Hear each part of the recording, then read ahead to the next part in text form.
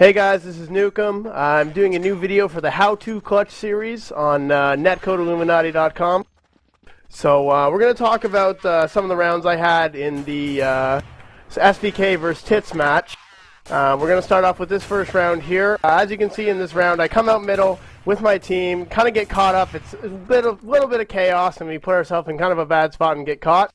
I pick up the op, and I'm looking to save it originally. I grab that pick there on Doob, and I decide that I'm going to come back here with Laser. He tells me he wants to work it, and he tells me he wants to look for picks. Laser never wants to give up on the round, so I decide to go with him. We're above ladder now, and the obvious play here is to go down the ladder.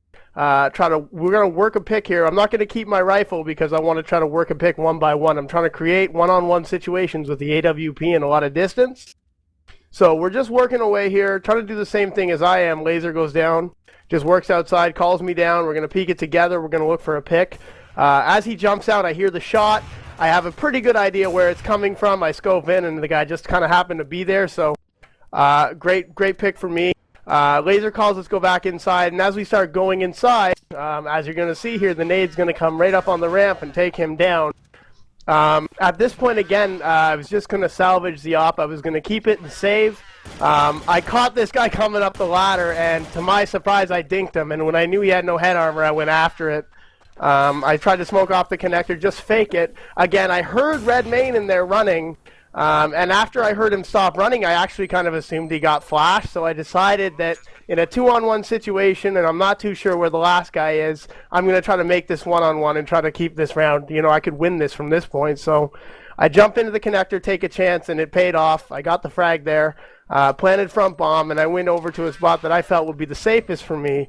You can see the flash hits me there. Up until that point, I had no idea where the last player, Colin, was. I was still in the dark as to where he was rotating, and I happened to catch him there. I got on flash before, and he just kind of stuck to defuse, and as you see, I got the shot off, so it worked out pretty well for me.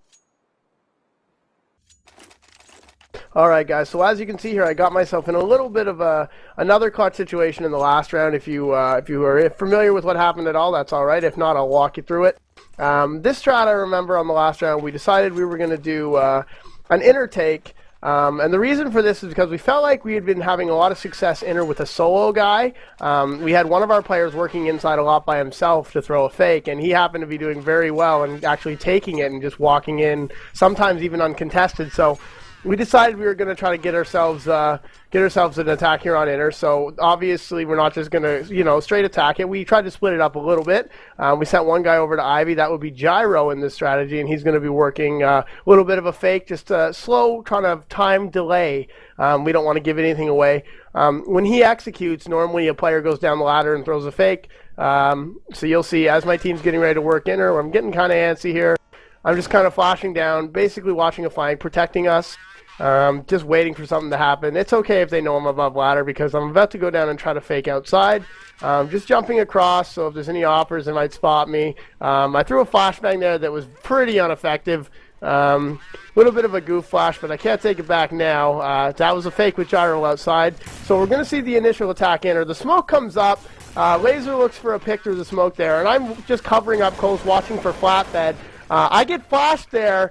And Colin comes running in and decides he's going to shoot Laser, and I get the first frag onto him.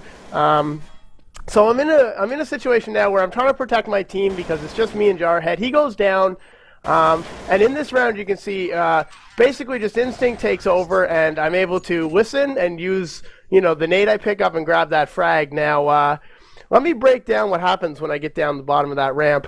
I'm aware, because of where Jarhead died, I'm aware of where one CT is. I also spot the other guy on the low ramp as I'm coming in and the smoke dissipates.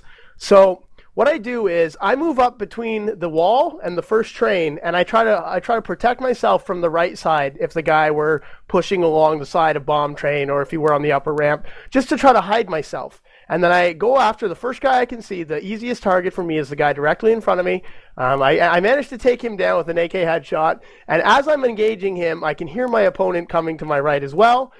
He's about to come around the train, and I know this. So as I hear him and I see him, I'm engaging him, and I hear another opponent right there with him. Now, what happens here is, unfortunately, I run out of bullets in my AK, so I picked up a hand grenade and I just gave it a toss, and I tried to get out of the way because I was trying to switch to my handgun, I believe, and he was just pushing at me, and he just kind of happened to walk onto the nade. I knew he was there. I was just trying to protect myself so I could switch weapons and engage him again differently from a different angle, but it happened to work out for me. He stood on the nade, and I won the round.